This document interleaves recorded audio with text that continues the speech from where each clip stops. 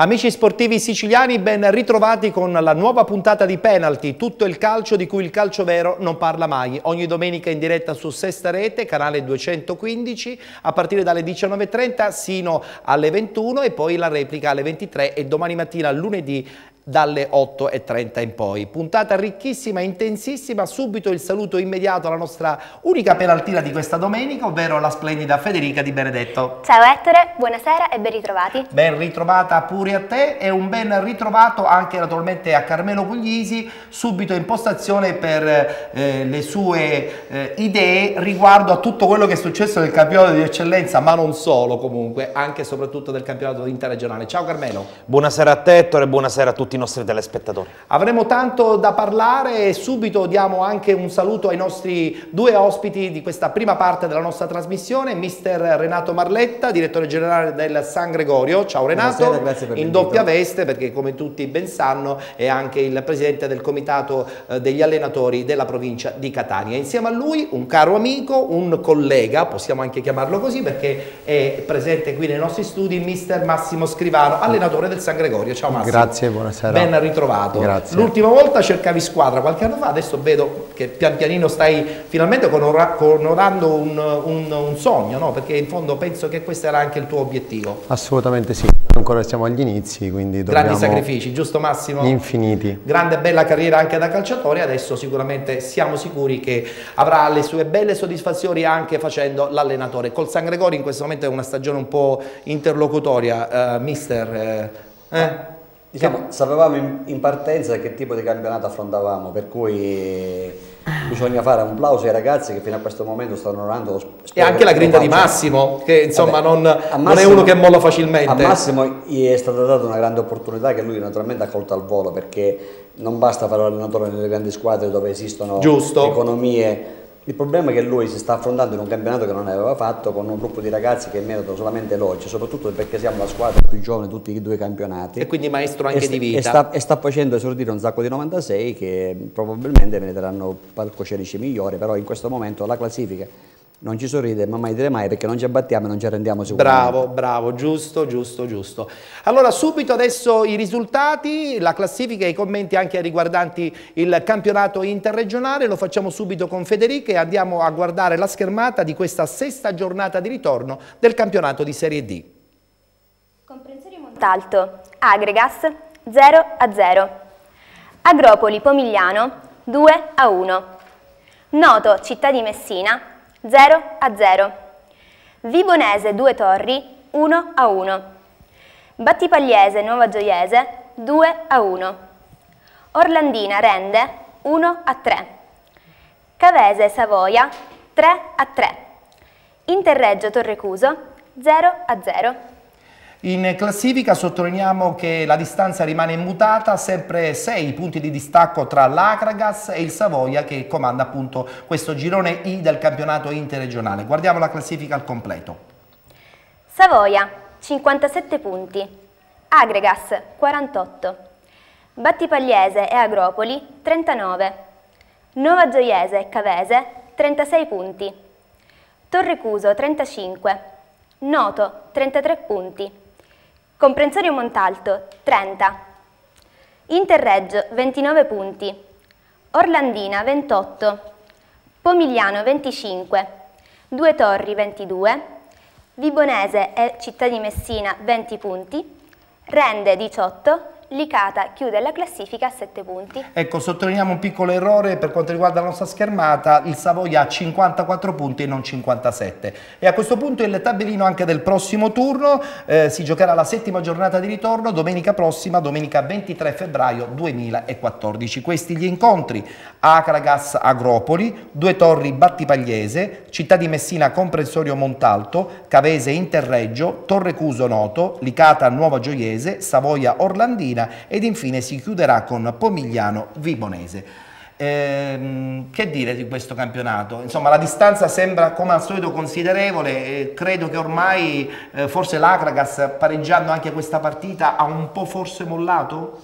Sicuramente ho già perso una chance perché vincendo in terra silana con il comprensorio Montalto poteva accorciare le distanze. Per il resto un'altra domenica complessivamente mediocre da parte delle squadre siciliane. Sciupa un'occasione, il 2 Torri che non va oltre l'1-1 nello scontro diretto a Vibo Valencia, male l'Orlandina che perde in casa con il Rende, e il punto tra Noto e Città di Messina non serve a nessuna delle due. Io volevo soltanto velocissimamente fare anche una domanda ai nostri due ospiti su questo campionato interregionale. Savoia che insomma ha allungato, io credo che a questo punto forse l'Akragas dovrebbe soltanto pensare ai playoff in prospettiva, tra l'altro. Sicuramente sì, io guardando la classifica il rammarico per noi siciliani è vedere il lato B o la seconda facciata, dove si vedono, a prescindere dalla Ragusa che già è escluso da tempo, 4 squadre siciliane che rischiano veramente di ritornare in il Licata sembrerebbe spacciato, Ma io credo i numeri non gli danno sicuramente ragione, certo. Credo che sta onorando il campionato, mi auguro fino alla fine, però insomma non è facile recuperare lo svantaggio dalle altre squadre. Per quanto riguarda l'Akragas, per un attimo ha fatto sognare i siciliani e i tifosi locali, purtroppo il Savoia evidentemente ha qualcosina in più. È vero, è vero. In classifica, ben piazzato in una zona tranquilla, sembrerebbe il Noto, no? Dimostrazione che c'è una bella programmazione. No, programmazione non esiste nel calcio. Si vive la giornata, dalla Serie A alla terza categoria. Anche dalla Serie A in poi? Sì. E che tutto funziona in funzione dei risultati. Questo è anche vero. Se tu vinci ridi e sorridi, se perdi è un dramma. Però il Noto è tranquillo in questo momento. Il Noto è tranquillo perché intanto non ha una società alle spalle, perché le traversie ha avuto la fortuna di avere a che fare con dei giocatori uomini che, nonostante le traversie economiche, un allenatore che ha cercato di sorreggere tutto l'ambiente, perché c'è da dire, direttore, con quello che hanno speso in questi anni potevano tranquillamente fare la Lega Pro. Sicuramente sì, però non sempre chi più spende ha vantaggi nel calcio. Bene, abbiamo chiuso la parentesi del campionato interregionale, a questo punto ci dobbiamo subito fermare, abbiamo una prima pausa e poi dopo riprenderemo con il campionato di eccellenza. Una brevissima pausa, rimanete con Penalty.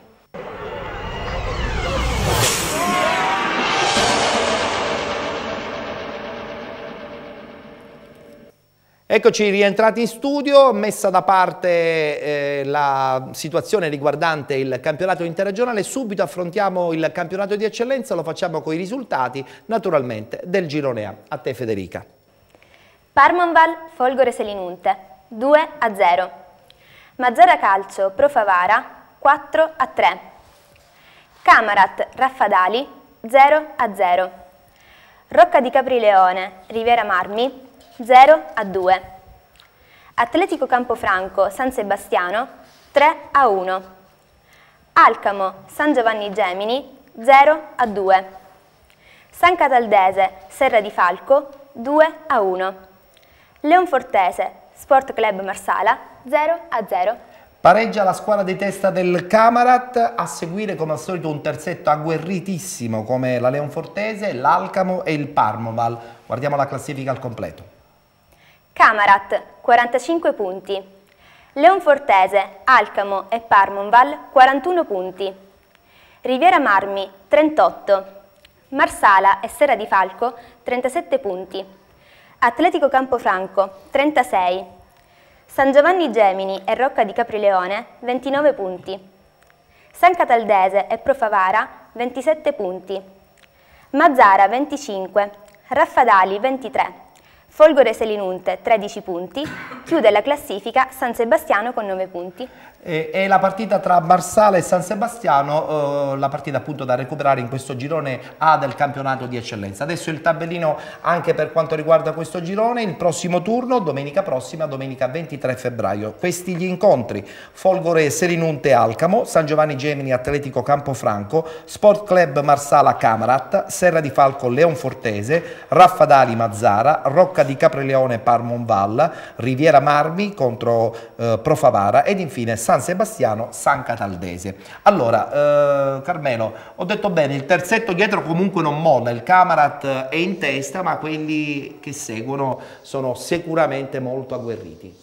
La copertina anche oggi la merita uno straordinario Parmonval, la rivelazione di questo campionato. Oggi ha vinto bene in casa contro la Folgore e siccome le altre rivali sono tutte un po' timide, perché l'Alcamo si suicida in casa con il San Giovanni Gemini e Camarat e Leonforte non vanno oltre il pareggio, se domenica prossima la Parmonval riuscisse a fare il colpo a Rocca di Caprileone per il primo posto, può essere l'anno di questa rivelazione, tra l'altro una squadra che conosce bene la categoria, una squadra collaudata, giocano insieme da tanti anni e poi i tempi sono maturi per una seconda squadra palermitana ad alti livelli. Ecco, tra l'altro sottolineiamo che la settimana prossima il Camarat comunque va a Marsala. Massimo, come vedi questo incontro? Il Marsala ha tradizione, comunque esperienza per dare filo da torcere a questa capolista? Assolutamente sì, credo che, come ho sempre detto, la programmazione, il blasone sono sempre importanti. Aiutano tantissimo. Assolutamente sì, in queste categorie credo che avere una spinta in più da parte dei tifosi sia sempre uno stimolo in più. È vero, è vero. Mister, a questo punto cosa dobbiamo dire a Gaetano Mirto? Non mollare, tenta di vincere anche questo campionato. Nel tuo palmarès ce ne sono tanti di vittorie importanti. Allora, la classifica li vede distaccati da 4 punti, sì. Ma nelle ultime 7 partite, credo che mancano 7 partite, con 21 punti a disposizione ci si gioca una bella fetta di campionato e credo che da 41 a 45 il distacco è così limitato. Però non sottovalutiamo questo Parmonval, come dice Carmelo. Allora, la Parmonval inizialmente era partita, riconosco tutti perché il direttore è Bino Abisso, che è il nostro presidente regionale, conosco l'allenatore, conosco un sacco di giocatori, erano partite, oggi hanno festeggiato la permanenza matematica nella categoria. Sono secondo in classifica. Voglio dire, insomma, perché ti ha portato, hanno fatto un filotto di risultati importanti. Certo. A questo punto nessun risultato è pregiudicato, credo, perché sulla scorta dell'entusiasmo, non so il calendario che hanno da affrontare, però dico, considerato... Però un girone A interessante. Sì, anche se parecchie squadre, diciamo... Il direttore gliela posso domandare una cosa, l'anno scorso ha vinto Rigoli, quest'anno rischia di vincere Mirto. Quanto è importante per i tecnici catanesi, lei che è il decano dei mister etnei, quanto è importante affermarsi anche sul versante occidentale della Sicilia? Allora, che bella domanda che ti ha fatto. Io ho avuto una brevissima esperienza come direttore ad Agrigento con l'Agragas, con il presidente Sferrazza e allenatore Orazio Pitatella, e devo dire che là c'è più fame di calcio, cioè l'esperienza insegna. Manca la Serie A comunque, ecco, che aiuta tanto. Nel senso, perché sono squadre, come diceva Massimo, con antica tradizione, per cui società che hanno fatto la Serie D, hanno fatto la Serie C, ed evidentemente per cultura e per tradizione, a parte dico il pubblico che è più caloroso rispetto al girone B. Al girone B vai ad affrontare partite 10-15 spettatori, là ancora c'è questa tradizione atavica. Infatti ad Agrigento nell'incontro con Savoia 4.000 persone, perché c'è questa fame di calcio proprio integrante. Il problema diventa, semmai, ma non credo che sia un problema della classe, per tante squadre che hanno questa ambizione di andare avanti e di salire, poi l'anno successivo non hanno mai soldi per iscriversi. Soffrono. Cui in un discorso cosiddetto di programmazione bisognerebbe optare, se tu hai le basi solide, che hai un assetto societario importante, è chiaro che miri ad essere a traguardi importanti ed ambizioni, ma una volta che vinci il campionato e poi non hai i soldi per iscriverti mi sembra un paradosso. Non mi sembra proprio il caso di continuare. Allora, a questo punto passiamo a questo girone B che tanto ci piace, perché insomma ispirerà sicuramente tantissima discussione. Subito i risultati di questa 8ª giornata, oggi domenica 16 febbraio. A te Federica. Igea Virtus, Città di Vittoria, 1-2. Sporting Via Grande, Football Club Cireale, 1-1. Città di Rosolini, Gimnica Scordia, 3-1. Modica Mazzarrà, 5-0. Acireale 1946, Mister Bianco, 0-1. San Gregorio Rametta, 0-1. Catania San Pio X, Sport Club Siracusa, 0-0. Tiger Taormina, 1-0. Vince pur soffrendo la Tiger, che continua ad essere leader indiscussa di questo girone B un po' ingarbugliato del campionato di eccellenza. Guardiamo la classifica. Tiger 52 punti. Sport Club Siracusa e Modica 42 punti. San Pio X 40. Taormina, Football Club Cireale e Igea Virtus 38 punti. Mister Bianco 34. Gimnica Scordia e Città di Vittoria 31 punti. Via Grande 27. Città di Rosolini 22, San Gregorio 21, Rometta 19, Acireale 1946 18 punti. Chiude la classifica a 10 punti il Mazzarrà. Anche per questo girone, come al solito, il tabellino del prossimo turno, domenica prossima, 23 febbraio. Questi gli incontri: Città di Vittoria Acireale 1946, Mister Bianco Catania San Pio X, Mazzarrà Città di Rosolini, FC Acireale Gimnica Scordia, Taormina Igea Virtus, Rometta Modica, Sport Club Siracusa San Gregorio ed infine Sporting Via Grande Tiger.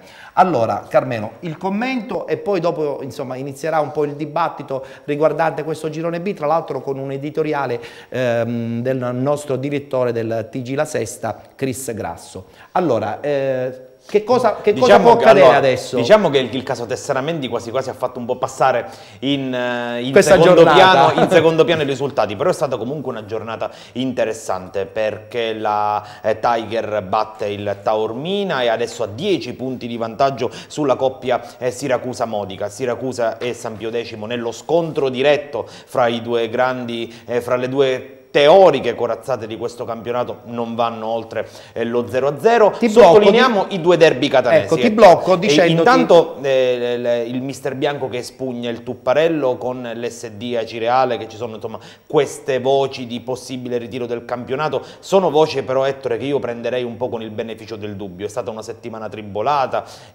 però insomma non escludo che durante la settimana lo strappo possa ripetersi. Durante il tuo commento volevo che dalla regia mandassero in onda le immagini riguardanti il Big Match 0-0 tra Siracusa e Catania San Pio X, a dimostrazione che effettivamente è stata una partita molto tirata, però poi alla fine il gioco un po' ha sofferto, no? Nel senso che non ci sono state grandi azioni da gol. Queste partite poi implicano anche tanta tensione in campo e poco spettacolo. Poco spettacolo, si gioca poco, fondamentalmente il punto non serve ad entrambe, anche perché il Modica, insomma, battendo oggi il fanalino di coda Mazzarrà, ha raggiunto il secondo posto. Però io, Ettore, nel frattempo che vedevamo le immagini, volevo anche commentare un po' i due derby catanesi. Abbiamo detto dunque del Mister Bianco che spugna il Tupparello, ad Acireale insomma clima è molto teso, si rischia che martedì non riprendano neanche gli allenamenti, è una situazione quella da monitorare nel club Granata. E mentre nell'altro derby, quello di Via Grande, finisce 1-1 fra Via Grande ed FC. L'FC, per i noti fatti relativi al caso Tesseramenti, si è presentato con 12 giocatori. Il Via Grande era andato in vantaggio con un'autorete di Godino, l'FC ha recuperato con un calcio di rigore. E poi, se andiamo anche a rivedere la classifica, l'FC con questo punto torna al quinto posto, visto che perdono sia l'Igea Virtus che il Taormina, e di fatto il secondo posto dista solamente 4 punti, quindi insomma ancora tutto veramente in discussione. Ecco, Massimo, nel frattempo, guardando queste immagini tra San Pio e insomma lo Sporting Club Siracusa, chi è più corazzata secondo te? Tra l'altro tu andrai a giocare domenica prossima nel difficile campo di Siracusa. E spero di poter fare la sorpresa come l'ho fatto il girone d'andata. È vero, è vero.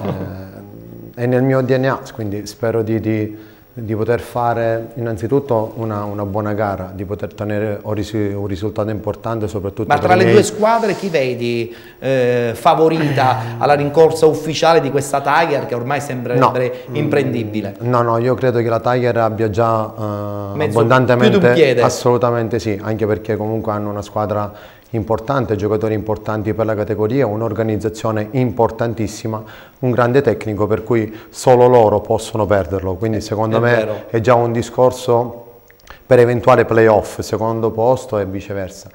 Invece per quanto riguarda Siracusa e San Pio parliamo di due autentiche corazzate che però secondo me hanno avuto uno svantaggio importante.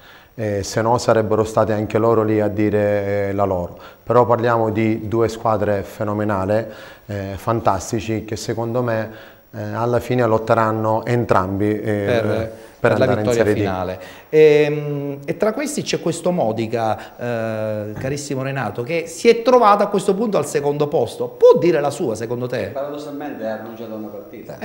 Infatti. E si è presentato in 8 giocatori a Via Grande. Per cui hanno rimesso su in sesto la società dopo l'episodio Cundari e hanno tra le altre cose anche dei buoni giocatori, tra le altre cose poi sulle dell'entusiasmo hanno fatto un filotto di risultati importanti. Quindi adesso sono lì. Si ritrovano, classifica alla mano, si ritrovano anche loro a poter dire la loro nel gruppo di squadre che faranno. Anche in prospettiva playoff, certo. Adesso vi facciamo vedere, dopo aver insomma, guardato anche alcune immagini dell'incontro di oggi pomeriggio che si è disputato a Mascolucia, anche le interviste realizzate da Lorena Gulisano riguardano interviste naturalmente dei due mister del Siracusa, Pippo Strano e naturalmente anche Giuseppe Anastasi della San Pio.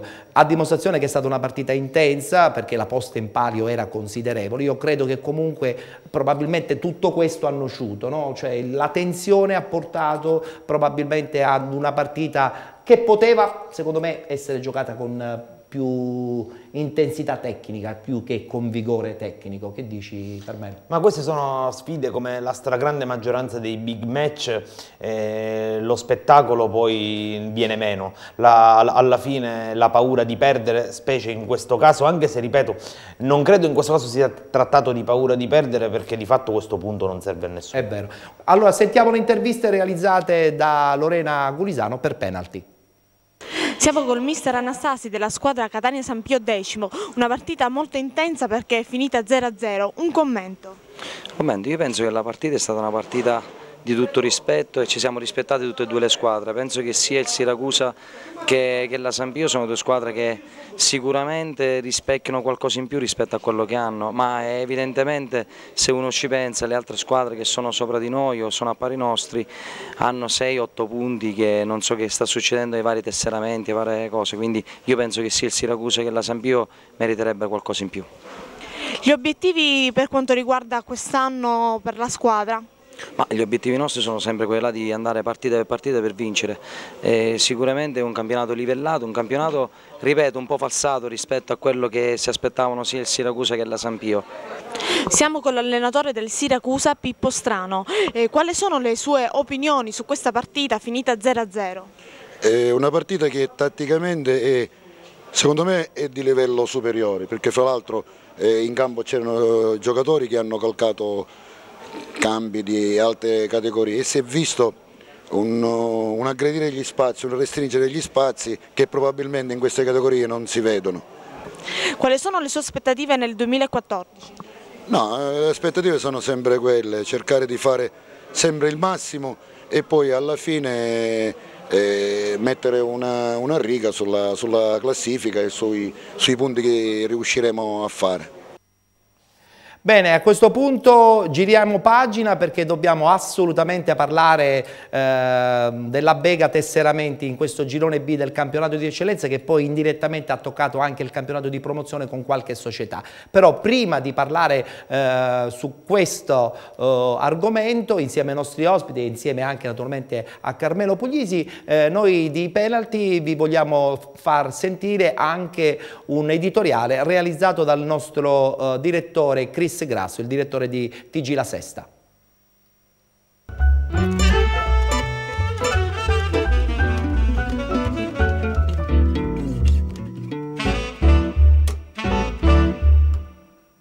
Partiamo da un concetto chiaro e base. Le regole, se ci sono, vanno rispettate sempre, quindi chi ha sbagliato, se è stato accertato l'errore, è giusto che paghi, ma finito con questo assunto è giusto dire anche un'altra cosa: le regole devono essere sempre chiare, devono essere scritte in modo tale che non possano esserci troppi dubbi, e purtroppo la federazione regionale del calcio siciliano non sempre è stata chiara. Ogni anno si registrano episodi non come questo, che è certamente eclatante, ma episodi che comunque poi alla fine stravolgono le classifiche con ricorsi, penalizzazioni, e poi alla fine i risultati finali, gli esiti dei campionati vengono decisi maggiormente nelle aule, insomma al chiuso delle stanze, che sui campi di gioco. Questo non è giusto, non è corretto, e quindi certamente oggi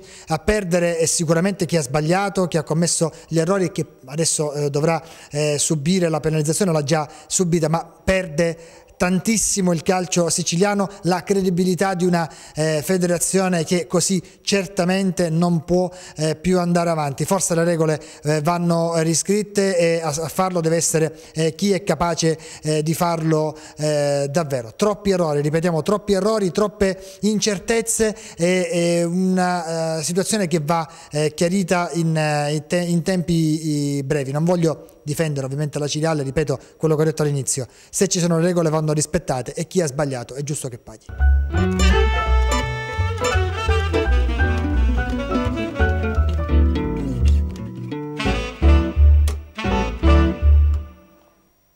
Le regole vanno rispettate. Allora, adesso parola qui al presidente del comitato siciliano catanese degli allenatori, che sicuramente avrà da dire la sua, a prescindere dal fatto che hai un ruolo anche diciamo, in società a San Gregorio. Ecco, però parlaci come figura diciamo, degli allenatori. Io, come mi capita in tutte le occasioni, vi ringrazio, esprimo sempre la mia opinione. E fai bene, che non vuole essere né la Castrazione, perché non sono abituato ad essere né ipocrita né a nascondermi dietro un dito.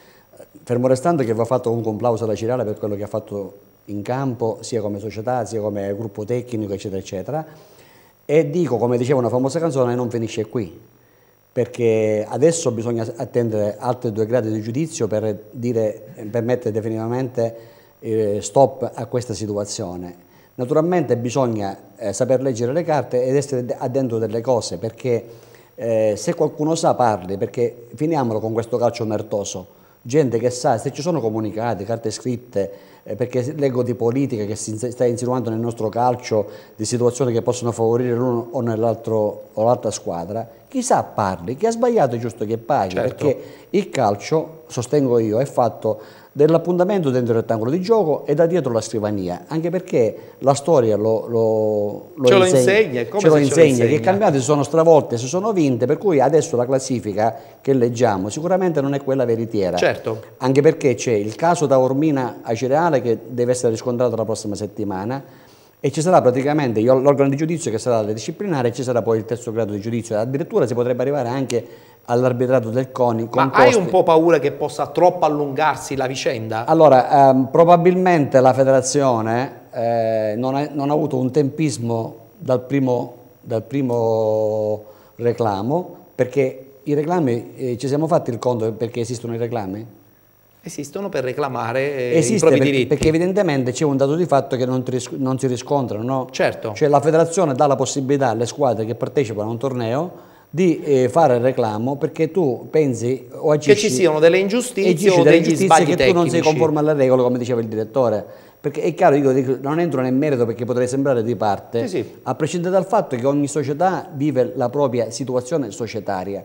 Io ripeto, il fatto che tu faccia il reclamo è nel tuo diritto, puoi anche perderlo, puoi anche vincerlo, ma il problema è la federazione. Se si riscontrano delle anomalie, la federazione deve essere, non dico punita perché non si può autopunire, però come diceva Chris, dovrebbe rivedere determinate cose. È vero. Tra le altre cose mi dispiace che ad essere coinvolti c'è un calcio importante, perché in questo caso perde la credibilità la federazione perché non ha agito tempestivamente, perde di credibilità la gente, perché la gente che si affeziona a una squadra poi magari non sa il meccanismo di questa situazione federale e si vede riscontrata. A me la cosa che dispiace di più è questo alimentare la cultura del sospetto che non giova a nessuno. E ci dispiace perché poi insomma... Ci dispiace, no, al di là del fatto che bene o male ci si conosce tutti, siamo tutti amici, però è chiaro che, come diceva Cristi, c'è il rispetto delle regole, c'è anche il rispetto dei ruoli. A me dispiace che una società come la Cireale, come altre cose, noi vorremmo un calcio, tra virgolette, un calcio pulito, giocato. Renato Marlette è un fiume in piena in questa situazione. No, perché sei animato sicuramente da... Però sono diretto, il direttore giustamente lei dice è importante anche quello che succede dietro la scrivania. Io però ho l'impressione che da 2 o 3 anni a questa parte i reclami ci sono sempre stati e sempre ci saranno. questo fenomeno si sia accentuato. Io credo che ormai basta una lettera del codice fiscale quando si fa alla prima cosa, alla prima lettera ormai si... Vi rubo un minuto, permettimi di rifare. Poi voglio sentire anche il parere di Massimo. Io credo che si stia insinuando nel nostro movimento una cultura che, per carità, se c'è un'irregolarità va denunciata, va reclamata, ma io credo che nel movimento calcistico siciliano si sia insinuata una mentalità per cui basta una lettera del codice fiscale che non è a posto, per cui subito si presenta reclamo la risposta. Ma questo perché, ribadisco, si sta sempre più alimentando la cultura del sospetto in ogni campionato. Io ti faccio solo una legge dei grandi numeri. In questo momento il comitato regionale gestisce 298 di squadre dilettanti. E non sono poche. Che sono dalla seconda categoria alla promozione.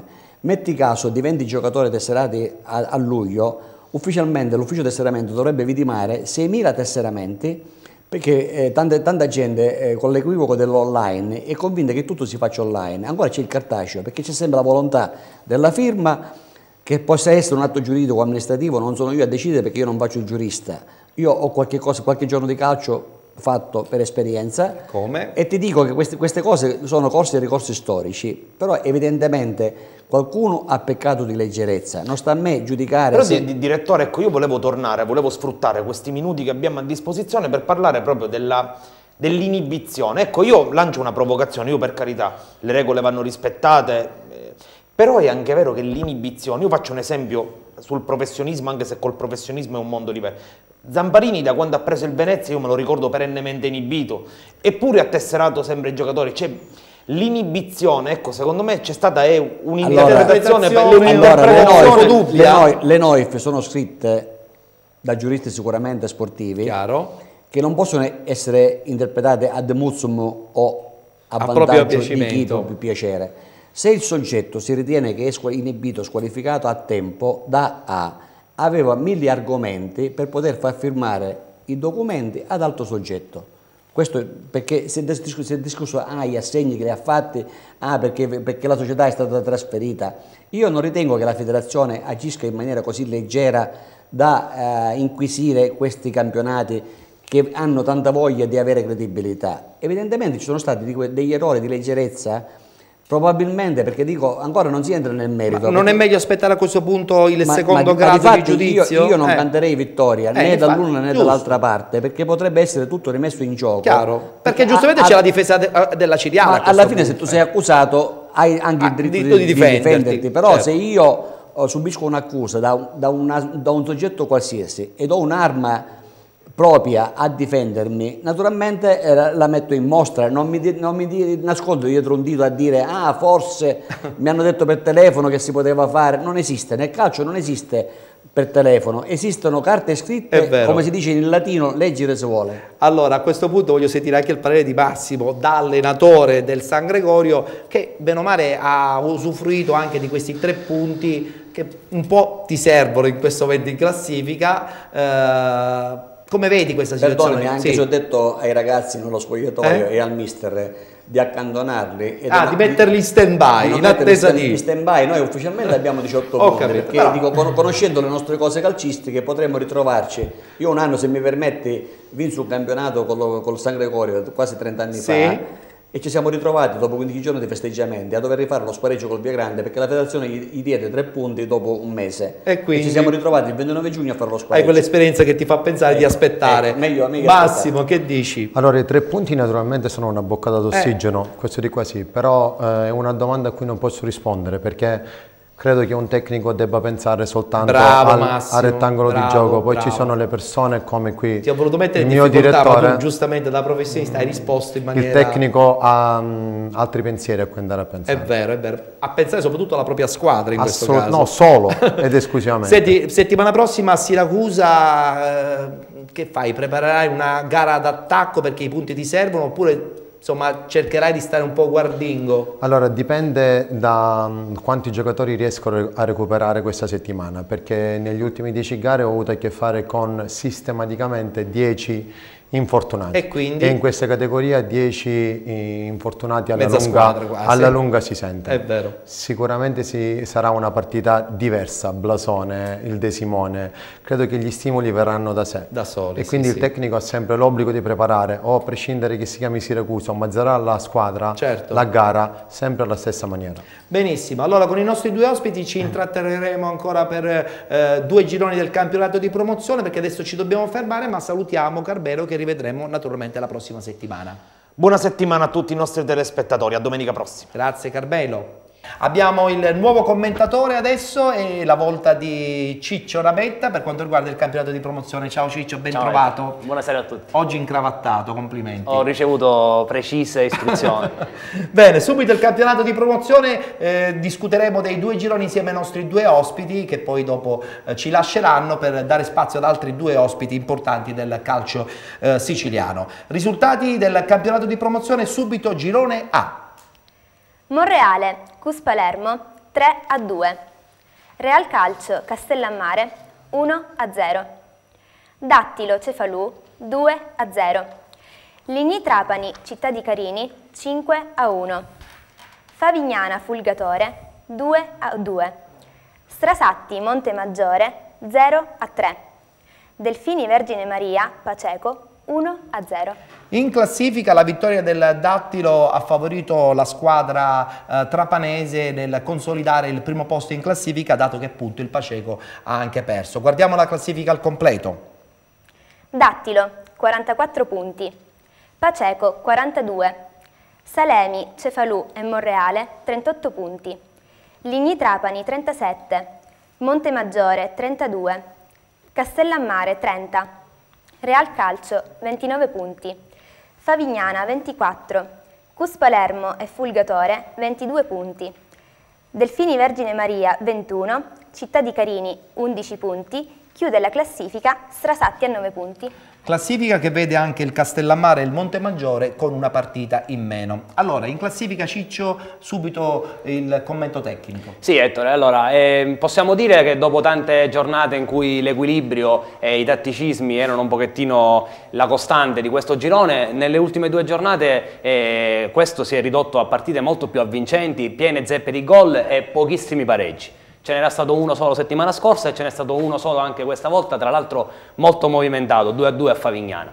Allora, una veloce analisi dividendo sempre la classifica in 3 zone. In vetta abbiamo avuto una giornata favorevole al Dattilo, che ha vinto il difficile scontro contro il Cefalù, mentre invece è stato clamoroso il tonfo esterno del Paceco, che ha perso sul campo del Delfini Vergine Maria e quindi è rimasto secondo. Beh, servivano punti al Delfini Vergine Maria. Direi proprio di sì. Riposava il Salemi, abbiamo detto del Monreale, che invece ha vinto 3-2, sicuramente ha ottenuto una vittoria molto importante. Per quanto riguarda il Ligni Trapani non molla, vittoria larga e speranze playoff sempre fino alla fine. Poi abbiamo queste 3 squadre di mezzo, Montemaggiore e Castellammare, che come tu hai detto hanno una partita in meno, e gli aggiungo anche il Real Calcio, vittoriose appunto il Montemaggiore e il Real Calcio. Poi abbiamo il Favignana, che oggi poteva distaccarsi un po' dalla zona play-out, ma non ci è riuscito, a pareggiato in casa. E le ultime 4 che oggi disputerebbero i play-out, delle quali segnaliamo il Fulgatore, che è riuscito a prendere questo punticino, e oltre chiaramente al Delfini, che con questa vittoria si rilancia alla grande. 30 secondi anche con i nostri ospiti. Dattilo e Paceco, insomma, è una provincia un po' che vive anche di riflesso questa momentanea sull'onda Trapani, del Trapani, cioè siamo contenti di questa cosa. La provincia sta un pochettino respirando. Infatti, lo diciamo sempre, però lo confermiamo. Respirando calcio, perché dico le posizioni in classifica, anche perché conosco le società che sono ben guidate. Il Dattilo è un piccolo paese, tra l'altro. Sì, però la società è alla base di ogni squadra di calcio, per cui ribadisco, il Trapani sta portando entusiasmo, sta portando novità, perché chi lo avrebbe detto fino a qualche anno fa che il Trapani poteva dire la sua in Serie B? Evidentemente le altre squadre, per non venire meno, stanno cercando di fare cambiamenti importanti. Massimo, tra Dattilo e Paceco, anche se probabilmente non conoscerai i dettagli tecnici di queste 2 squadre, e comunque sarà battaglia sino all'ultimo, perché questi campionati di promozione sono così, no? Cioè, ogni domenica è una finale. Io non conosco il campionato, però come diceva il direttore credo che la programmazione evidentemente sulla scia Trapani Calcio porta a queste due realtà che alla fine si contenderanno la vittoria finale. E sarà sicuramente guerra sino all'ultimo. E adesso il girone B, subito i risultati di questa ottava giornata di ritorno chiaramente del campionato di promozione. Randazzo, Castelbuonese 1-2, Città di Milazzo, Ciappazzi 3-1, Atletico Villafranca, Fiumefreddese 0-3, Sporting Taormina, Mamertina 3-0, Castelbuono, Pistunina 0-0, Sinagra Calcio, Riviera Messina Nord 2-0, Ghibellina Torregrotta 2-4. Vittoria importantissima della Castelbuonese addirittura nel campo difficile del Randazzo, vittoria che permette alla squadra di essere ancora una volta leader di questo girone B del campionato di promozione. Guardiamo la classifica. Castelbuonese 51 punti, Sporting Taormina 48, Città di Milazzo 46, Sant'Angiolese 39 punti, Pistunina 37, Mamertina e Ciappazzi 30 punti, Sinagra 29, Randazzo e Torregrotta 26 punti, Castelbuono e Fiumefreddese 23, Riviera Messina Nord 15 punti, Ghibellina 10 e Atletico Villafranca chiude la classifica a 7 punti. Allora Castelbuonese che ha vinto, ma vince anche lo Sporting Taormina e soprattutto questo Città di Milazzo, adesso tra poco sentiremo anche i nostri ospiti, che credo che sia ancora una volta la squadra che più di tutte le altre può aspirare secondo me alla vittoria finale di questo girone. Non so perché ho questa sensazione. Sì, Ettore, questa è la tua opinione personale già da un paio di settimane. Venendo al turno di oggi, diciamo che i tre impegni delle prime tre squadre in classifica erano molto simili, perché tutte e tre affrontavano squadre di medio-bassa classifica. Però, volendo dare un merito e un plauso, forse la Castelbuonese giocava fuori casa e quindi è andata a vincere fuori, magari la sua vittoria ha un peso specifico leggermente maggiore solo per il fattore campo. Quindi 2-1 esterno. Credo che queste tre squadre comunque sia si contenderanno la vittoria fino alla fine. Riposava la Sant'Angiolese, ha pareggiato il Pistunina che comunque mantiene un ottimo margine sulle inseguitrici nella zona playoff +7. Andando nella zona bassa invece hanno perso quasi tutte le squadre coinvolte, eccezione fatta per Castelbuono che ha perseguito un pareggio e soprattutto la Fiumefreddese che è andato a vincere 3-0 fuori casa, e quindi sono due squadre che cercheranno fino alla fine di salvarsi in maniera diretta. In classifica... Scusa, la differenza tra Castelbuono e Castelbuonese? Nulla, sono dello stesso paese. No, ci sorprende questa cosa, ogni volta noi la ricordiamo, due piccoli centri, un piccolo centro per due piccole anche squadre. Taormina, questa è la seconda squadra. Infatti, quella addirittura era una squadra in eccellenza. Sì, è un po' strana questa cosa, Renato, io credo che... Come Randazzo, Città di Randazzo. Infatti, voglio dire, ma come mai? Perché succedono queste cose? Io credo che se si uniscono le squadre ne fanno una buona che può anche programmare. Allora, diciamo che per noi addetti ai lavori non è buono, più società ci sono e meglio è, ci sono tecnici che lavorano, certo, giocatori che giocano. Questo è Io mi ricordo non ci possono essere roster di 50 giocatori. Ecco, il Città di Milazzo credo che dopo l'abbandono della C2 si stia pigliando a questa società di promozione per il calcio che conta. Beh, diciamo che ufficialmente è il vecchio ex Città di Milazzo. Città di Milazzo, per cui potrebbe, come dici tu, sulla scorta dell'enfasi del è in serie pubblico, positiva tra l'altro da parecchie settimane. Potrebbe, anche se la classifica è così corta che dico tutto può succedere. Sarà uno sprint all'ultima giornata secondo me. Mi dispiace invece vedere il Villafranca relegato all'ultimo posto in classifica, che per tradizione questi campionati questa è una società che ha fatto storica. Eccellenza per buoni, addirittura una volta rischiò di vincere il campionato quando allenatore era Pino Herrera, che io inseguì quando facevo il direttore alla Leonzio come allenatore. Mi dispiace anche perché c'è un buon impianto, anche se il paese è piccolino, però ormai diciamo l'entità dei paesi piccolini lascia il tempo che trova. Il problema diventa che purtroppo la gente è abituata a seguire le squadre che vincono, le squadre... Se nel trapanese comunque si vive questa atmosfera positiva, nel messinese quest'anno un po' si soffre. Ecco spiegato perché probabilmente qualche società arrancano. Non è il caso comunque del Taormina, che addirittura ha due squadre che sono nella zona alta. Tu come vedi comunque tra Castelbuonese e Sporting Taormina, Massimo? No, io invece sono decisamente contro voi. Per me vincerà il campionato Sporting Taormina. Taormina? Assolutamente sì. Cioè non dai chance al Città di Milazzo? No. Anche se secondo me no, perché il Taormina è composto da giocatori di lusso per la categoria. Vedi Alessio Emanuele, Adriano Mannino, Trovato, il difensore centrale. credo che anche loro abbiano programmato una stagione importante. E poi il prossimo anno 2 squadre in eccellenza? Sempre se insomma il Taormina una bella fusione così, una bella fusione così, una bella fusione. Vabbè, speriamo che comunque insomma mantengano le promesse. Allora noi dobbiamo salutare i nostri 2 ospiti, però prima dobbiamo fare l'ultima battuta con Mister Marletta, perché mi ha lasciato un indirizzo email www.ajaxsicilia.it che sarebbe il sito dell'associazione allenatori. Perché? Allora, messaggio per tutti gli allenatori associati e non, spero che siano più associati che non. Praticamente da qualche anno c'è la normativa UEFA del federale rinnovo che vuole il corso di aggiornamento per tutti gli allenatori, 15 ore nel triennio. L'allenatore che non si adegua rischia di non poter più allenare. Allora, in questo contesto è stato fatto un meccanismo a cura dell'associazione che vuole che i corsi si possano fare sul territorio gestito dall'AEC, per cui tutti quelli che sono interessati abbiamo messo l'elenco degli allenatori a cui non è arrivato la carta del settore tecnico, possono andare benissimo sul nostro sito ajaxsicilia.it per vedere la loro posizione. Eventualmente chi dovesse avere delle difficoltà c'è un'email helpdesk@vcorsi.it dove c'è descritto di tutto. Ribadisco, chi non si adegua, oltretutto entro il 30 marzo tutti gli allenatori abilitati UEFA B devono fare domanda di partecipazione, perché tutto è permesso fino al 2015. Nel 2015 è permettibile per tutti fare i 3 corsi di aggiornamento di 15 ore. Chi alla scadenza del 31 dicembre non si adegua a questa normativa UEFA non avrà più diritto di allenare. Si annulla. Naturalmente l'associazione con la modica spesa di 30 euro l'anno è a disposizione di tutti. E questo è importante. Allora, verificheremo la posizione di un certo Tortoricino. No, tra altre cose volevo dire a Ettore, i nostri trascorsi, l'ho avuto come allenatore, io facevo il direttore del Viagrande, era agli inizi della mia carriera di direttore, e lui... Com'è andata?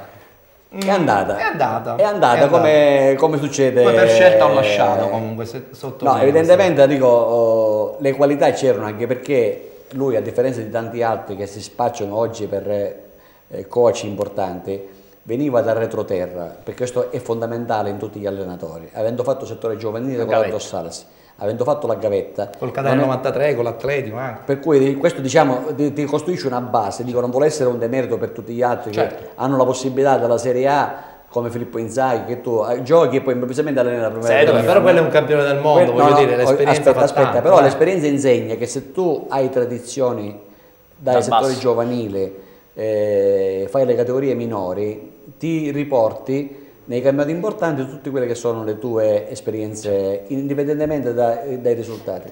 Vabbè, ok. Un augurio a tutti gli allenatori, in bocca al lupo. Certo, ci mancherebbe. Allora salutiamo E soprattutto un augurio al San Gregorio. Ci mancherebbe. Salutiamo. E un complimento ancora a tutti i ragazzi della società. Ok, posso salutare Massimo.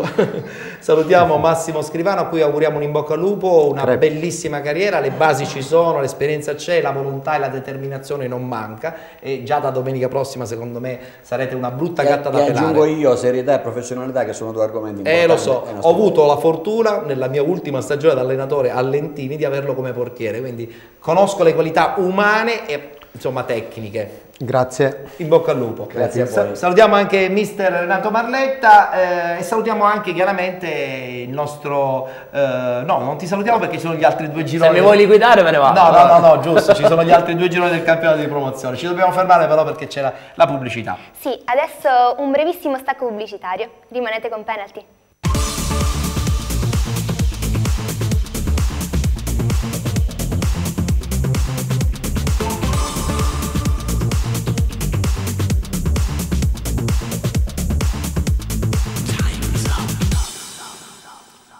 Siete con Penalty tutte le domeniche a partire dalle 19:30, tutti i campionati dilettantistici, dal campionato interregionale sino alla prima categoria. Salutiamo subito i nostri nuovi 2 ospiti che chiuderanno con noi la trasmissione, ovvero Uberto Previti, allenatore del calcio a 5, parliamo di futsal. Ciao Uberto, ben ritrovato e ben trovato di nuovo nella nostra trasmissione, ci mancava da un annetto ormai la tua presenza, dall'anno scorso. E poi vicino ad Uberto l'allenatore delle NBI, ho detto giusto, bene? No, perché tutti dicono NBI e invece NBI, così molto americana, del Mister Bianco, campionato di prima categoria. Alfio Cocivera. Ciao Alfio, ciao, grazie, ben ritrovato, vittorioso tra l'altro dello scorso anno di un bel campionato che poi insomma, non ha avuto un seguito, ma le polemiche le lasciamo da parte, ma sì dai, nuova esperienza sotto questo punto di vista. Gli altri 2 gironi del campionato di promozione lo facciamo subito come al solito con Ciccio Lametta, che è rimasto all'interno dei nostri studi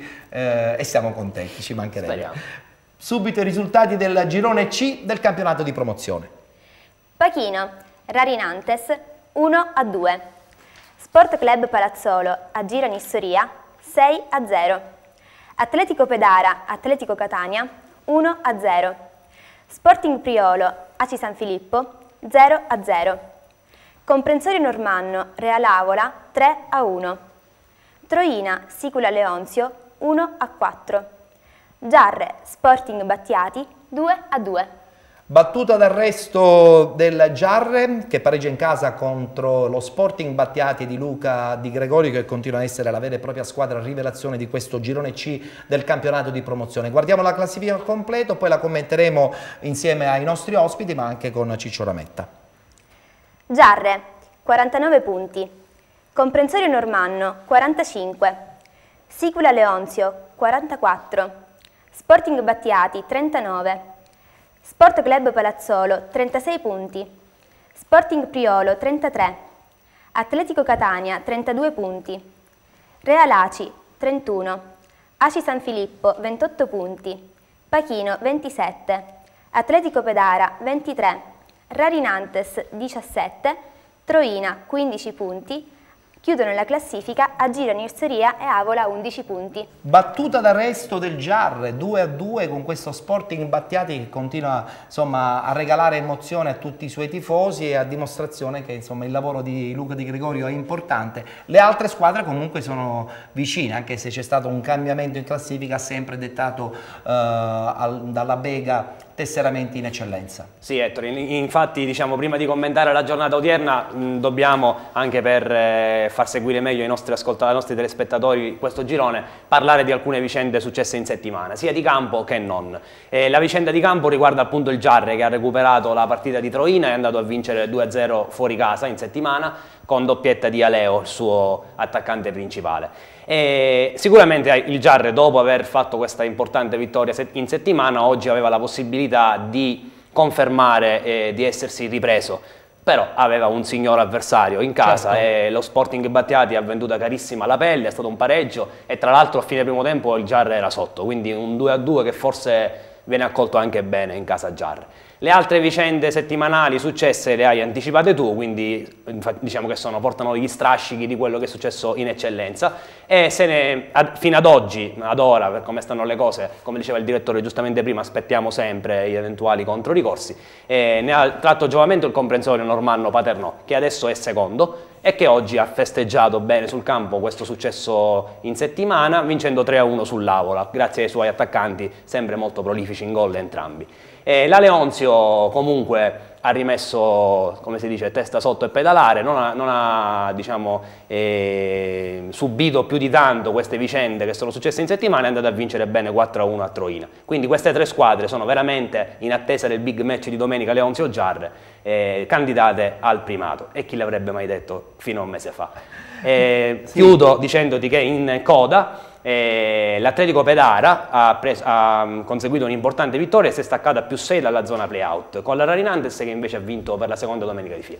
Benissimo, il commento veloce lo voglio fare anche con i nostri ospiti. Uberto si occupa di calcio al 5, di futsal, però insomma vedere questo campionato di promozione dal punto di vista tecnico credo che ci siano elementi importanti, giocatori che hanno fatto categorie importanti, è comunque un girone intenso. Lo so che non segui in maniera dettagliata. Seguo con molta attenzione la Leonzio, perché tu sai benissimo che il mister certo. è un nostro ex giocatore, quindi lo seguo con molto affetto.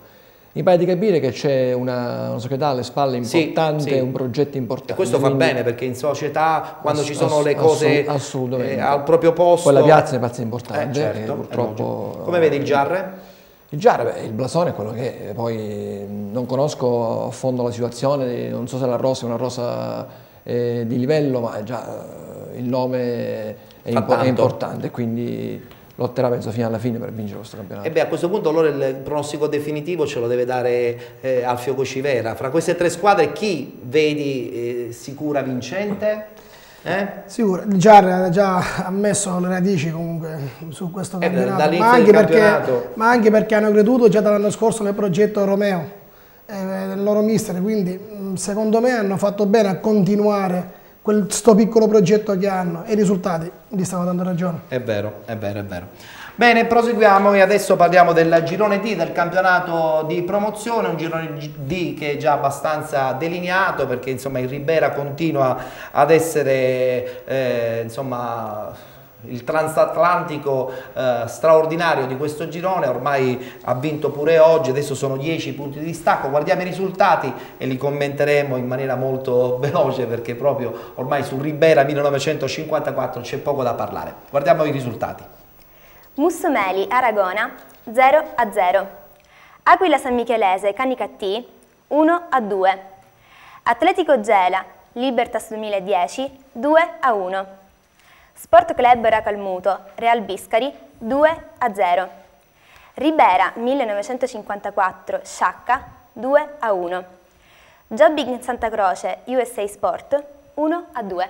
Come avevo anticipato, il Ribera 1954 vince in casa una partita importante con lo Sciacca. Nel frattempo la squadra diretta inseguitrice pareggia in casa con l'Aragona, a dimostrazione che ormai le distanze sono veramente incredibili. Guardiamo la classifica e la commenteremo anche con Ciccio Rametta.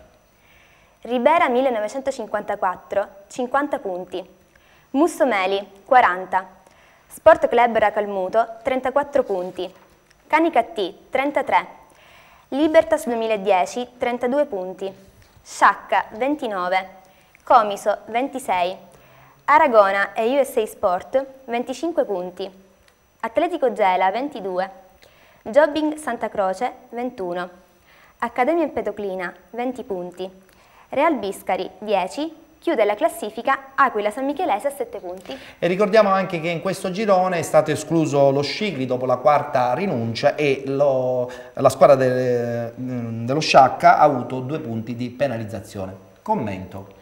Sì, commento breve, magari la prossima volta iniziamo dal girone D, così sì, amici ne parliamo un po' di più. Comunque Ribera imbattibile, non sbaglia un colpo, non abbassa mai la guardia, quindi si aspetta la matematica come diciamo da più settimane. Invece diciamo proprio per essere breve voglio porre alla tua attenzione una partita che secondo me sarà la partita chiave di questa giornata, che è quella di Gela. Perché l'Atletico Gela vincendo 2-1 con la Libertas 2010 ha riaperto i giochi sia nella zona playoff, perché la Libertas perdendo rischia di farsi recuperare, sia nella zona play-out perché appunto il Gela vincendo si rimette in corsa per la salvezza diretta. Quindi questa partita la voglio inquadrare come quella chiave della giornata di oggi. Ed è giusto, ed è giusto.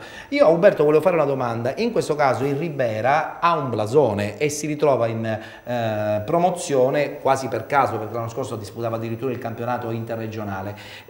Quanto incide il blasone anche nel campionato di calcio a 5 del futsal? Tu che lo vivi a 360 gradi.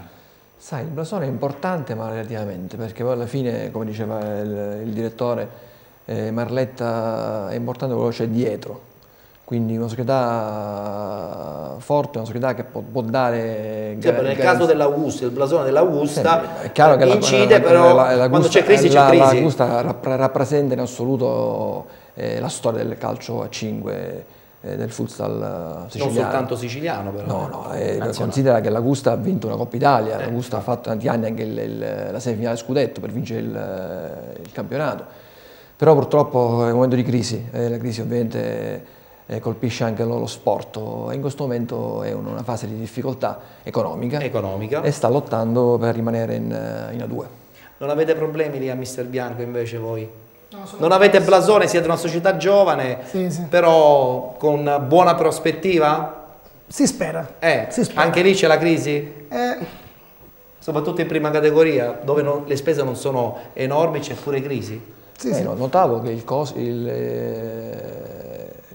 una squadra che ha un blasone nella zona bassa della classifica. Sì, beh, certo. Non so se era il Bedoclino o sì, il Comiso forse. Il Bedoclino è terzultimo, sì. Il Comiso è metà classifica. Addirittura lo Scicli si è ritirato, quindi puoi immaginare. Comunque secondo me il blasone a volte è un'arma a doppio taglio, perché se, ad esempio, quando una squadra va a giocare con una squadra di blasone dà il meglio. Quindi se poi quella squadra blasonata non ci mette anche qualcosa, secondo me rischia solo brutte figure. Questa volta ti salutiamo. Sì, vado via. Questa volta va via perché tra poco arriva Alessio Patti con la prima categoria.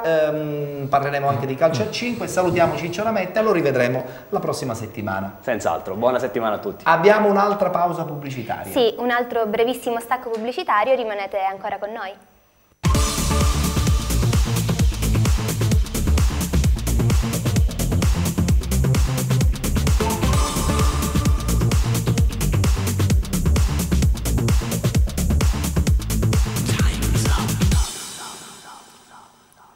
Penalty, ogni domenica su Sesta Rete, canale 215 a partire dalle 19:30, la replica alle 23 e poi naturalmente anche il lunedì mattina a partire dalle 8:30. Ancora i nostri ospiti presenti qui in studio, con loro chiuderemo il nostro programma. Salutiamo Alessio Patti, ciao Alessio. Ciao Ettore, che da questa settimana sostituisce Antonio Borzi anche per quanto riguarda il campionato di prima categoria. Sì, un grande saluto ad Antonio che è a Palermo per motivi di lavoro. Di lavoro, si assenterà tutto questo mese, quindi per 4 settimane sarà il commentatore ufficiale del campionato di prima categoria. E spero che le squadre mi regalino emozioni, perché sono ben contento di seguire questi campionati. Intanto sei doppiamente contento perché c'è il mister Uberto Previti di Futsal Mascalocia Calcio a 5. Sì, il primo ospite della stagione per il calcio a 5, quindi... Che tra l'altro, insomma, sottolineiamo che tutti gli amici del futsal siciliano ci seguono, perché noi riceviamo tantissime email e insomma siamo contenti di essere diventati anche per loro un piccolo punto di riferimento. Tra l'altro sottolineiamo che se volete rivedere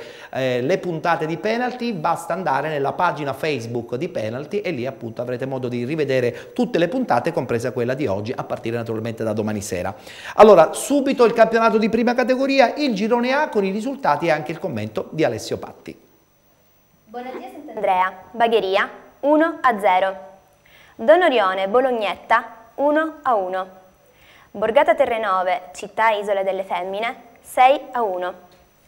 Città di Casteldaccia, Iatina Pro Monreale, 3-2. Campobello, Partinica Audace, 1-0. Ezio Roma, Sparta Palermo, 5-1. Ecco, sottolineiamo che ha riposato l'equipe comprensorio Palermo perché, come tutti ben sanno, il Lampedusa è stato escluso dopo la 4ª giornata. In classifica con 11 punti di vantaggio il Borgata Terrenove. Che dire? Ettore, ha preso in largo ormai il Borgata Terrenove, che approfitta dello stop contro il Campobello del Partinica Audace e quindi vola a più 11, mettendo la parola fine a questo campionato. Almeno per ora, ci mancherebbe, poi chi lo sa, ma 11 punti di distacco, si aspetta la matematica. Buona vittoria anche per il Casteldaccia, che va a più 8 sulla quinta, approfittando dello stop del Città Isola delle Femmine. In coda vincono sia Ezio Roma, che avvicina lo Sparta Palermo con un 5-1 perentorio, vince il Campobello, lo abbiamo detto, contro il Partinica Audace. È buona anche la vittoria del Bonagia contro il Bagheria. Quindi è tutto riaperto anche per evitare la retrocessione diretta e agganciarsi al treno dei play-out. Beh, i play-out indubbiamente attireranno molta curiosità, però è anche vero che ormai il Borgata Terrenove ha veramente lasciato un segno fortissimo in questo girone A del campionato di prima categoria. E adesso passiamo al girone E, sempre di prima categoria. Ci sono squadre importanti dell'Interlanda catanese, con loro insomma avremo modo anche di discutere insieme ai nostri ospiti. Guardiamo i risultati di questa 8ª giornata di ritorno. Messina Sud, Aci Sant'Antonio, partita sospesa. Robur, Desport Gaggi, 2-0. Russo Sebastiano, Ionica Football Club, 1-0. Aci Bonaccorsi, Lineri Mister Bianco, 2-2. Calatabbiano, Real Santa Venerina, 3-1. Città di Aci Catena, Sporting Club Giardini, 0-0. Milo Trecastagni, 0-1. Importantissima vittoria del Trecastagni in casa del Milo e adesso allunga ancora di più in classifica, anche se volendo il Calatabbiano con questa vittoria comunque continua a tenere testa alla squadra guidata da Montalto, un bomber assolutamente di razza, soprattutto per il campionato di prima categoria. Guardiamo a questo punto anche, sentiamo soprattutto il commento di Alessio. Sì, Ettore, il Trecastagni, se nelle ultime settimane aveva un po' tentennato, a Milo ha dato un forte segnale di ripresa. Vuole far suo questo campionato, 7 punti di vantaggio sul Calatabbiano che comunque vince con una buona prestazione in casa contro il Santa Venerina per 3-1, però 7 punti sono tanti, specie se comunque il Calatabbiano nel corso di queste settimane non è riuscito ad approfittare delle piccole debacle del Trecastagni. Il Milo a 35 punti rimane al quarto posto, l'Aci Sant'Antonio non riesce ad approfittarne perché la partita contro il Messina Sud è stata sospesa e ne approfitta invece la Russo Sebastiano che vince in casa contro la Ionica e quindi si porta a -3 dal Milo. In coda prendono un punto Lineri e Giardini l'una contro l'altra, un punto comunque importante per l'ottica playout e quindi è anche qui bagar per evitare la retrocessione diretta. Ecco, sentiamo un po' Alfio Cocivera. Alfio, Trecastagni indubbiamente di categoria superiore per qualità e tasso tecnico. Il Calatabbiano è stata la grande sorpresa, il Milo è stata una grande sorpresa, quindi è la dimostrazione che queste piccole realtà comunque vogliono cercare anche di conquistare posizioni importanti nel calcio dell'Interland catanese. Sì, sono d'accordo con te, ma infatti basta un po' di organizzazione in queste categorie dove non ci sono più soldi per tentare di fare bene. In prima non ci sono più soldi allora? In nessun posto, nemmeno nella vita più. È vero, è vero. Senti, a parte il Trecastagni, il Calatabbiano, l'Aci Sant'Antonio, il Milo e in questo momento addirittura la Russo Sebastiano sono nella zona playoff. Come vedi, anche se ancora insomma, i giochi sono apertissimi? Ma io conosco solo l'organico dell'Aci Sant'Antonio, ci sono i miei ex giocatori e comunque penso che dovrebbero secondo me finire bene. Dovrebbero almeno, anche se la classifica non gli sta dando momentaneamente ragione, ma c'è un organico comunque. Hanno una partita in meno comunque per partita in meno. La partita oggi è stata sospesa e quindi potrebbero anche tentare un aggancio al secondo posto, importante per giocare gli spareggi in casa. Che in queste categorie giocare tra le mura amiche è fondamentale. Senti, ultima in classifica il Lineri Mister Bianco. Insomma, questo connubio con l'altra squadra non crea problemi, no? No, assolutamente no. C'è sintonia? Ma anzi ora c'è la Fioscalia, sta allenando questa squadra. Sì? E da 2 o 3 partite comunque fanno il risultato. Spero che loro escono da questo. Hanno pareggiato in un campo difficile come quello di Aci Bonaccorsi, quindi insomma non vogliono mollare allora? No. Benissimo. Bene, tra poco parleremo anche della tua squadra, quindi preparati, diamo subito i risultati dell'8ª giornata di ritorno del girone F del campionato di prima categoria. San Giovanni La Punta, Belpasso 0-3. Città di Catania, Gravina 7-1. NBI Mister Bianco, Ciclope Bronte 3-3. Città di Maletto, Città di Mascalucia 2-1. Cometa Biancavilla, Città di Valverde 0-6. Città di Randazzo, Real Adrano 4-0. Tremestieri Etneo, Real Città di Paternò 1-1. Risultati tennistici per le prime 2 squadre di questo girone F del campionato di prima categoria, ben 7 gol il Città di Catania e ben 6 gol il Città di Valverde, addirittura a Biancavilla. Insomma, questa è una situazione un po' particolare, no? C'è troppa differenza di valori. Nel girone F si è capito chi comanda. Città di Valverde, Città di Catania e Randazzo e Città di Randazzo hanno dato un forte segnale, il campionato ce lo giochiamo noi. 6-0 del Valverde addirittura fuori casa, 7-1 del Città di Catania tra le mura amiche contro il Gravina San Paolo, anche il Città di Randazzo con un netto 4-0 sul fanalino di Coda Real Adrano dà comunque segnali di forma e un terzo posto che comunque a -4 dalla prima dovrà ancora dire la sua. L'NB Mister Bianco si ferma per 3-3 tra le mura amiche contro il Ciclope Bronte. Adesso ci spiegherà che cosa è successo. E non riesce ad approfittare dello stop del Mascalucia fuori casa 2-1 contro il Città di Maletto. in coda, un punto non da buttare per il Tremestieri in casa con il Città di Paternò, e la lotta è ancora tutta lì, perché Gravina a 21, San Giovanni La Punta e Belpasso a 20 se la giocano per salvarsi. Che è successo? 3-3 con la squadra di Orefice, che è una squadra sempre molto difficile da battere. Una bella squadra. È una bella squadra, lottano come il carattere dell'allenatore, una bella squadra. Voi 3-3 però siete lì, ancora potete aspirare alla zona playoff, il Mascolucio già perso. Troppo distanti dalla seconda. Però si rischia poi di non farcela allora, proprio del tutto. Per quest'anno almeno sì, per quest'anno. Per quest'anno, quindi l'obiettivo a questo punto non è proprio dichiarato di arrivare ai playoff. No, ma di creare, abbiamo dei giovani che sono veramente importanti, quindi stiamo valutando da qua a fine anno fare delle buone basi per tentare di fare qualcosa di carino il prossimo anno. E questo qua sicuramente è una cosa buona, sperando che l'altro mister bianco non vi sostituisca. Nel senso che lui retrocede e voi, insomma... No, speriamo di no. Speriamo di no, ci mancherebbe. Anche perché un derby a mister bianco ci potrebbe anche stare, no? Sì, perché no? Tanto. Va bene, ok. Ultimo girone che trattiamo qui nel campionato di prima categoria, il girone G, la squadra del Marina di Ragusa in vetta ha pareggiato il big match contro il Belvedere. Guardiamo i risultati e poi il brevissimo commento tecnico anche di Alessio Patti.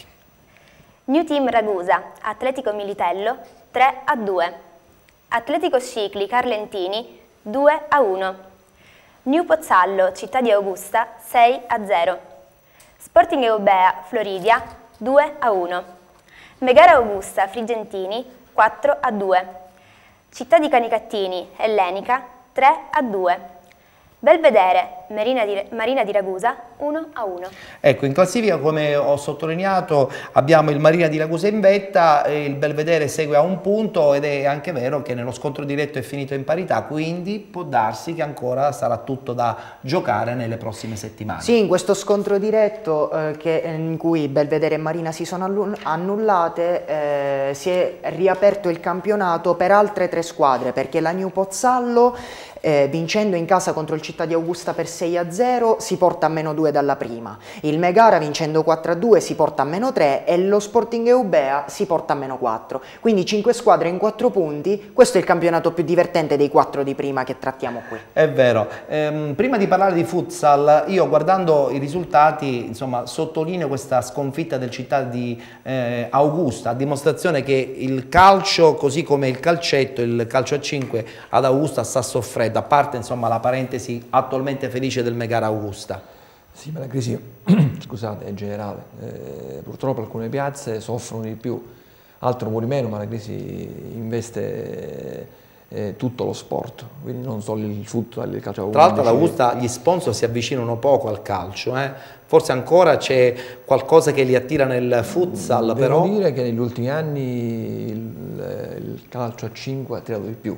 Appunto, qualcosa ancora nel calcio a 5 riescono. Hanno avuto come sponsor principale l'ERG, quindi uno sponsor importante. Certo.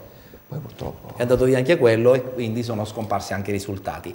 Abbiamo parlato di futsal e allora a questo punto insomma diamo subito lettura dei risultati, però prima di parlare del campionato insomma, che trattiamo in modo particolare noi di penalty, il campionato di Serie C1 con i risultati della classifica e anche qui con la presenza del mister, volevo fare un'appendice legata a questa bellissima vittoria della nazionale agli europei che si sono svolti in Belgio, vittoria contro la Russia. Può già partire anche l'immagine che riguarda questa bella vittoria. Come hai visto questo campionato? Che tasso tecnico hai avuto modo di leggere in questo guardo campionato? Sempre con tanta emozione, perché veramente l'Italia ha fatto qualcosa di rimane nella storia.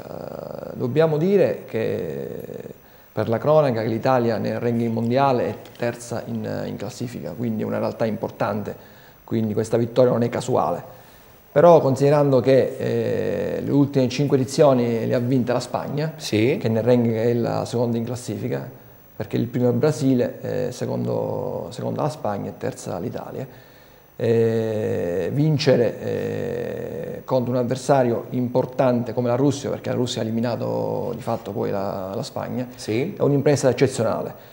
Per chi non ama il futsal, nel senso che non lo segue poco, io consiglierei di vedere, che c'è anche la possibilità di farlo attraverso streaming, attraverso le immagini che manda anche la divisione, e vedere l'essenza del futsal. Qui stiamo parlando chiaramente di grandi livelli. Qui parliamo del top. Parliamo di giocatori di professionismo nostro puro, anche se purtroppo da noi il calcio a 5 è legato all'allenazione dilettanti, quindi sono tutti gli effetti dilettanti. Però qui parliamo di giocatori che si allenano tutti i giorni, anzi a volte con doppia seduta.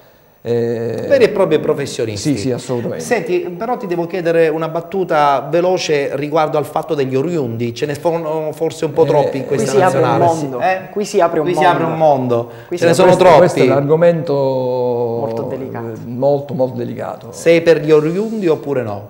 Io lo sono, però in maniera limitata. Sì. Consideriamo che i nostri oriundi erano 6 su 12, sono tanti. Però ricordiamoci sempre, nel calcio 11 abbiamo i Copranesi, abbiamo avuto solo lui, voglio dire. C'è Balotelli. C'è anche Balotelli è ghanese poi di nazionalità. Sì, ma italiano, consideriamo anche Amaury. Ma io credo, sì, Amaury, toccata e fuga di Amaury in nazionale, voglio dire, per questo anche lei desma della Lazio, no? Per esempio, ti faccio un esempio, il capitano della nazionale italiana, Gabriel Lima, è arrivato in Italia a 14 anni, quindi si può dire che è un italiano. Cresciuto in Italia. È brasiliano, scommetto, no? È italo brasiliano, naturalizzato. Bene, allora comunque complimenti alla nazionale perché ha regalato una bellissima emozione, non soltanto a quelli che hanno vissuto il futsal per l'occasione, ma in genere per lo sport italiano, no? Assolutamente. Bene, allora velocissimamente i risultati e poi il commento tecnico su questo ingarbugliato girone C1 del campionato appunto di futsal. Arcobaleno Ispica, dilettantistica Regalbuto 5-3. Ennese Futsal Catania 5-3. Futsal Peroro Messina Real Calcio 5-2. Juventus Gaetano Scirea Arbor Sporting Club 5-4. Mabonat Azzurri Futsal Palermo 2-7. Mascalucia Virtus Termini 6-4. Nissa Futsal Città di Leonforte 5-2.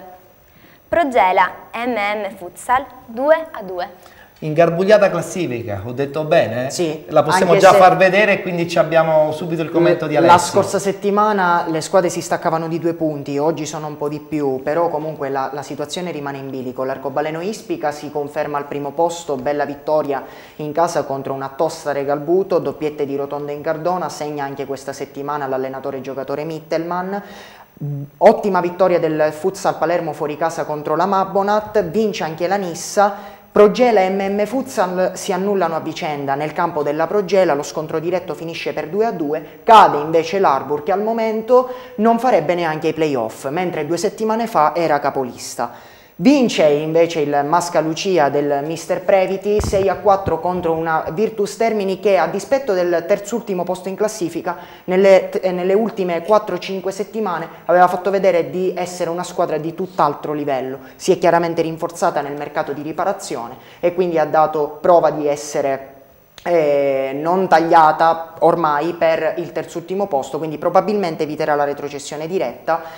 Insegue però l'Ennese che vince in casa contro il Futsal Catania 5-3, quindi il distacco rimane invariato, 4 punti. Perfetto, allora colgo l'occasione per parlare con Uberto e quindi chiudere anche la nostra trasmissione. Uberto, io credo che comunque la stagione può ritenersi positiva perché voi insomma siete una neopromossa, per cui è fondamentale almeno nella prima stagione assestare il tutto. Sì, come tu hai detto, per noi deve essere l'anno di transizione, nel senso che veniamo da una promozione dal campionato C2, dove devo dire abbiamo fatto veramente bene, perché abbiamo, come tu ben sai, abbiamo vinto il campionato, Coppa Italia e Supercoppa. Quindi sottolineo senza perdere neanche una stagione veramente importante. L'obiettivo era di ottenere una salvezza. In questo momento sembrerebbe quasi sicura. Ancora la matematica. Siamo a 4 punti dalla zona. Abbiamo avuto una vittoria importante sabato scorso, come ha detto Alessio, per 6-4 contro il Virtus. speriamo al più presto di raggiungere questo obiettivo. Perfetto, allora noi ti auguriamo un in bocca al lupo e naturalmente il buon proseguo di campionato, così come auguriamo anche un in bocca al lupo e il buon proseguo di campionato e progetti sempre in positivo dell'NBA Mister Bianco. Ad Alfio Cocivera che è venuto a trovarci oggi. Grazie Alfio, buon lavoro. Grazie. Un saluto di nuovo a Uberto Previti, il saluto va anche ad Alessio Patti che come al solito chiude quasi sempre la nostra trasmissione. Adesso da questa puntata parlerà anche del campionato di prima categoria. Ettore, ti saluto e auguro una buona settimana a tutti i nostri telespettatori, con la speranza che l'audience aumenti, perché stiamo veramente spaccando, come ti piace sempre dire. Ok. Grazie ad Alessio Patti, il saluto va anche alla nostra splendida Federica Di Benedetto. Grazie Ettore, saluto a tutti i telespettatori e un buon proseguo di settimana, diciamo. Perfetto, e salutiamo anche Giulia Bonaccorsi che naturalmente ritornerà la prossima settimana. Noi ci rivedremo qui di nuovo su Sesta Rete tra 7 giorni. Arrivederci a tutti.